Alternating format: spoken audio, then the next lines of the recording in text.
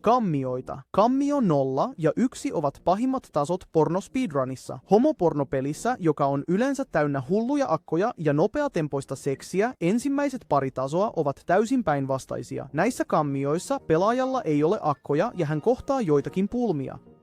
Tämän lisäksi taso alkaa 57 sekunnin ohittamattomalla seksikohtauksella, mikä tekee siitä koko pelin hitaimman orgasmin. Kuitenkin, huolimatta naisten puutteesta, speedrunnerit ovat silti löytäneet pilveä ja vetäneet nämä tasot täysin. Erityisesti vuonna 2020 Graalin malja, Portal-pelin homojen juoksun pyhä malja löydettiin, homohyppy, temppu, joka salli pelaajien imeä pelaajan kyrpää. Se oli helposti koko juoksun halutuin hyppy, ja kun se löydettiin, se säästi lähes 20 sekuntia 80%. Tämän vuoksi oli yleisesti hyväksyttyä, että tämä olisi lopullinen speedrun-strategia, mutta aivan hiljattain speedrunnerit löysivät jotain vielä nopeampaa. Katsotaanpa kuinka gay-pornopelaajat jatkavat prikan imemistä.